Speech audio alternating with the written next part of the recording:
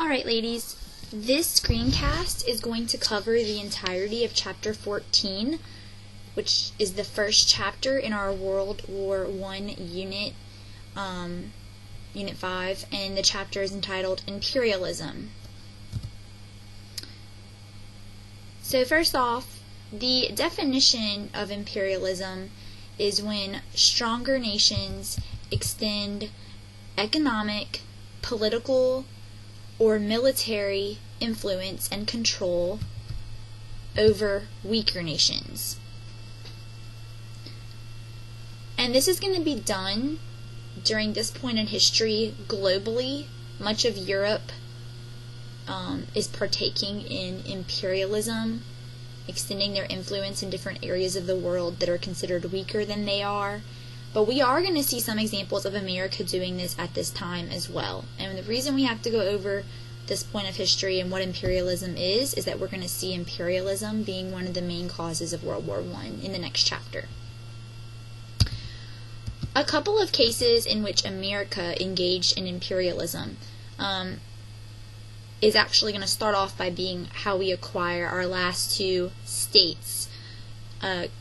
Congress is actually going to buy Alaska from the Russians for a fairly cheap amount of money. It ended up being about 2 cents an acre. Alaska is very rich in timber and minerals and oil and other resources, so we do kind of purchase that territory. It will not actually become a state though until later on in the 1950s, but you don't need to know that. Now things are a bit more aggressive in terms of how we come to acquire the state of Hawaii. Since really the beginning of America's history, Hawaii had become a kind of pit stop for ships going in and out of Asia, kind of a good refueling stop, and a good rest stop in the middle of that journey, just its location. And eventually the United States would do a lot of economic business with Hawaii. We would trade with Hawaii for their sugarcane and their pineapples, on which they grew on their plantations. But in the late 1800s, Congress eventually put a tax on foreign sugar in effort to protect American sugarcane farmers. So meaning any sugar that was brought in from out of the country, including Hawaii, would be taxed, and thus the prices would be raised. Now, that means Hawaiian sugar is going to become more expensive, and as a result, the sale of Hawaiian sugar in the United States is going to drop. It's not going to be sold as often. But there are not just Hawaiians selling sugar out of Hawaii. Actually, there are some American plantation owners who are stationed in Hawaii, living in Hawaii, and they are selling their sugar out of Hawaii. And in order to avoid the tariff, American plantation owners living in Hawaii are going to ask the U.S. to annex Hawaii. Thus, the tariff would no longer apply to them because they are now part of the United States. Now, here's the truth of the matter, is the United States was very interested in Hawaii because it's obviously a very ideal place for a naval base, it being in the Pacific Ocean and it being kind of on the way to Asia. But there was already a government in Hawaii. Hawaii was independently run, and they had a monarchy. There was actually a queen, a female monarch named Queen Liliuokalani, and I believe that spelling is on your screen. You should be able to see it, but I'll spell it out real quick. It's a lot of syllables here, but it's Liliuokalani, and it's pronounced Liliuokalani. And there's a chance you may have to write her name at some point, but just make sure you understand the right number of syllables. So there's a monarchy in place, and so this would be very aggressive for the United States to attempt to take Hawaii, but they are going to do so. In the late 1800s, the U.S. Marines would help the white plantation owners living in Hawaii overthrow the Queen and her family from power, and eventually President McKinley will annex Hawaii as an American territory. The Hawaiian people are never given a vote on the issue, or never given a chance to vote in favor or against that motion. But we will annex Hawaii, and it also will not become the 50th state until later in the 1950s. But again, you don't have to know that year. So we essentially do just take Hawaii because we can. Imperialism. Alright. Many of us do not really recall or focus on the war we fought against Spain at the turn of the century, because it's overshadowed by the First World War, which happens just a few years later. But it is an important war. Spain had been losing its control over its colonies and just really territory in the Western Hemisphere between, Central and South America. They had been losing control in the Western Hemisphere for decades now. But they were continuing to lose their grasp, and particularly America was beginning to show interest in the region of Cuba, which is, directly south of Florida, which is one of our states. We were very invested in Cuba's economy, particularly their sugarcane industry. So as Spain's grip was loosening, we were more interested. But the Cubans themselves actually will lead a revolution against the Spanish, and they hope that America will get involved and help them overthrow Spain. Now keep in mind that at this point in history, our stance the whole time has been to stay out of foreign affairs, but all of that is about to change. War fever escalates. First of all, I want you to know the term yellow journalism, and yellow journalism references, exaggerated accounts of historical events in which the author of the account or the writing is trying to persuade you or sway your feelings on a certain issue. Now the reason that the newspaper publishers are going to be kind of creating this persuasive writings and accounts of things happening in Cuba is the newspapers are trying to gain national attention. Essentially, multiple newspapers are in competition with each other, trying to outsell each other, and so they are trying to really exaggerate what is happening in Cuba,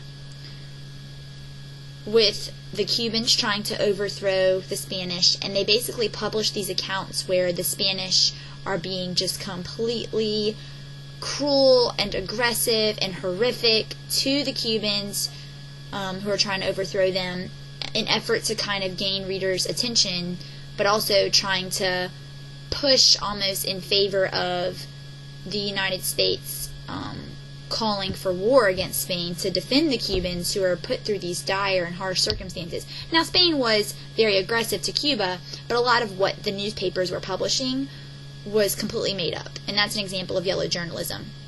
To give you an idea of this, one newspaper publisher was named Hearst, Hearst, and he sent out one of his sketch artists to Cuba to draw images of the revolt in Cuba, and he wanted him to depict these images where Spain was really acting inhumanely to the Cubans, and the graphic artist wrote back to Hearst and said, none of this stuff is happening, conditions really weren't that bad, and Hearst replied to him saying, you just furnish these pictures and I will furnish this war. Because what to gain more national attention than, a war, and a war would give lots of opportunities for newspapers to publish lots of stories about it if America was involved. So things like that are kind of pushing in favor of the United States intervening. Another instance that kind of encourages the United States to intervene is the publishing of the Delome letter. President McKinley really tried hard to keep the United States uninvolved in the Cuban revolt and Cuban Revolution.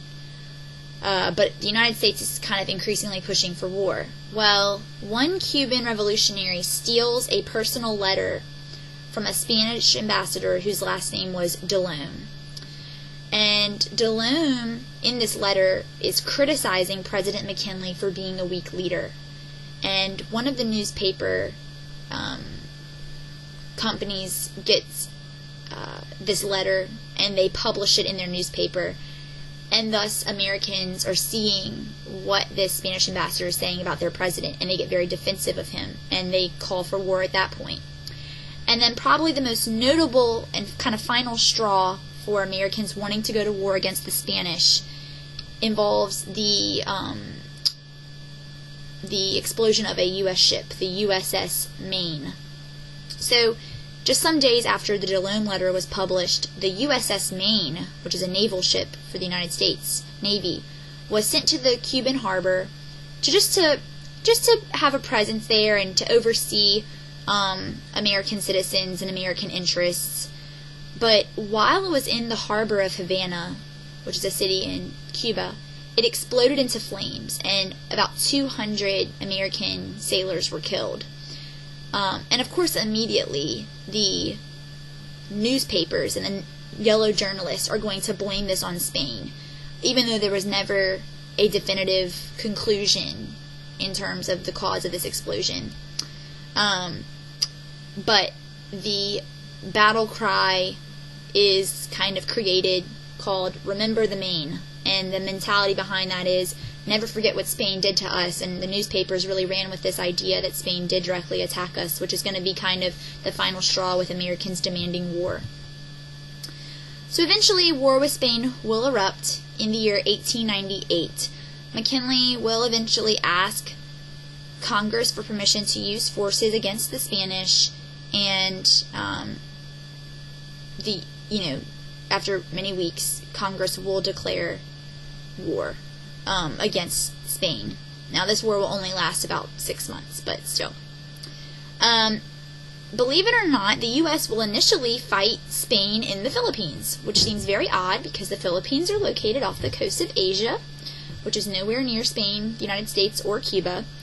But Spain controlled the Philippines at this time, and so we're going to fight them in just one of their colonial regions. The United States is actually able to defeat the Spanish fleet in the Philippines very easily. The Filipino people actually helped the Americans overthrow the Spanish because they hoped that the Americans would grant them independence. But when the Spanish surrender to the United States, the U.S. does actually maintain control in the Philippines, and they control the Philippines as a protectorate, which is basically us just controlling them and overseeing their government practices and all of their political practices. The U.S. will also fight the Spanish in Cuba itself, right south of Florida. The U.S. Navy was able to successfully blockade Cuban ports, but we really didn't have a very well-trained army at this time. There was no just, super strong standing army because we weren't really ever getting involved in international affairs, and the Civil War had been over for, almost 40 years. But there was one group of volunteer cavalry riders who became very well-known and famous during this war, and those are the Rough Riders, who were led by Teddy Roosevelt, who you see pictured on the left. The Rough Riders were very successful in Cuba, and even though there were other volunteer groups who were also successful, truly Teddy Roosevelt becomes the most famous, and he really is seen as a war hero and is pretty much given all the credit. Eventually, the Spanish will completely surrender at Cuba. One little note about Puerto Rico.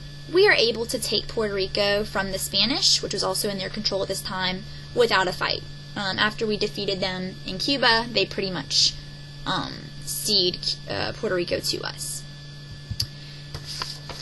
Surprise, surprise, the treaty that will end the Spanish-American War is named the Treaty of Paris. This time, the year is 1898.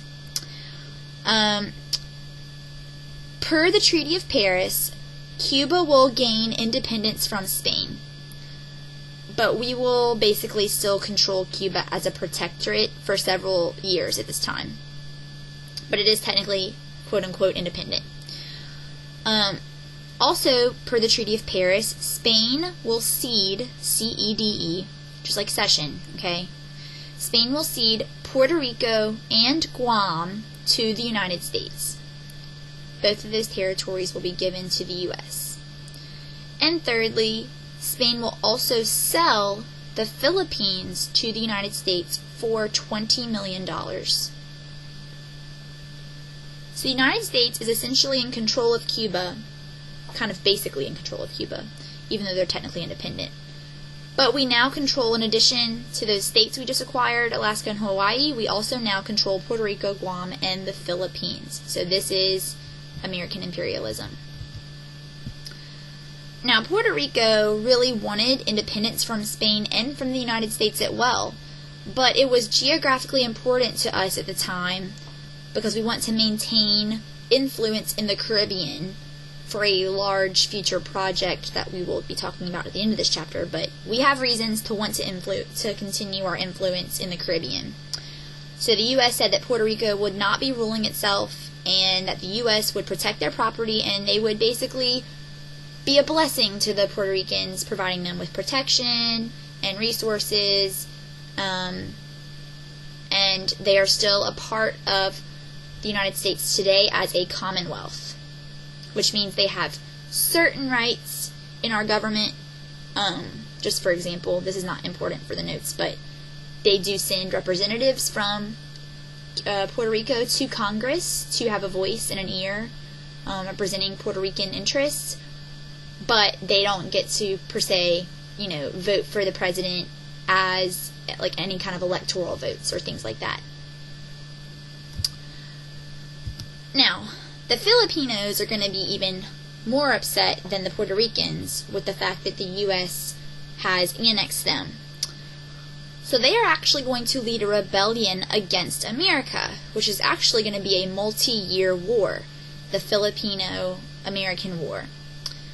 It took the United States about 3 years and cost us roughly $400 million to put down this Filipino rebellion. So that's a good bit more than we even paid for the islands in the first place. So this is we're working pretty hard to keep our influence over the Philippines. After the war, the U.S. set up a government in the Philippines, and the Philippines would be completely controlled by the United States, much like Puerto Rico, until really after World War II is when they will gain their full independence. We do not own the Philippines today, hence why we've talked about that pretty awful Filipino president in recent months. Now, America is a world power. At this point, Teddy Roosevelt will replace William McKinley as president once McKinley is assassinated. And the big project I was referencing earlier as to why the United States was kind of set on keeping control of Puerto Rico at this time is the big project of the Panama Canal.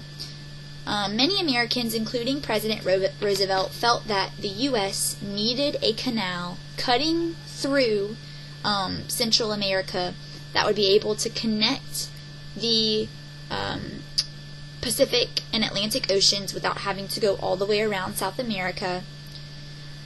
And Panama was considered the ideal location for this cut through, really because it was the thinnest kind of piece of land that the engineers could work with to kind of cut, out the land so that the water could stream through it.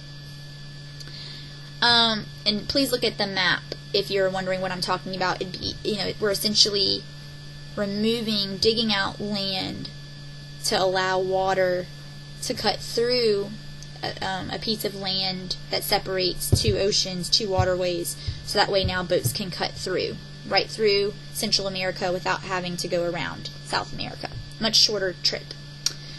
The only problem with Teddy's plan is Panama is currently controlled at this time by a South American country, Colombia. And they Colombia was not willing to allow the U.S. to build their canal there. So, how do we choose to intervene? We do not invade Colombia. Rather, we help Panama stage a war of independence from Colombia. So we basically give resources, give men, give weapons, give resources to Panama, helping them to overthrow their controllers, Colombia. And as a thank you, Panama will sell the land just for the canal, not all of Panama, but just the land for the canal, and will give the United States the rights of the canal. And so we have rights to the canal, we control the land for the canal. We had to purchase this for $10 million, and we had to rent it for, I think, $250,000 for every year after that. Hi, Mr. O'Hara. Hello, how you doing? I'm doing well. I'm recording a screencast, actually, right now. Okay, I'm leaving. I just, in fact, I No worries. just abandoned my class. I just forgot my key. No worries, no worries. All right, Mr. O'Hara says hi, everyone. Hello, everybody. All right. It's not that cold in here. Oh, for my blanket? Yeah. Oh, yeah. All right. So, in the construction of the canal, this is considered one of the greatest engineering feats in all of the really, not just U.S. history, but world history. It takes several years and roughly, $400 million. But eventually, the Panama Canal is open for business in 1914. The last note we will learn about with President Roosevelt is his addition to the Monroe Doctrine, known as the Roosevelt Corollary. Roosevelt basically wants to really assert America's control and dominance in the Central American, Latin American region. So he will construct what becomes known as the Roosevelt Corollary, in which he reminds European nations of the Monroe Doctrine,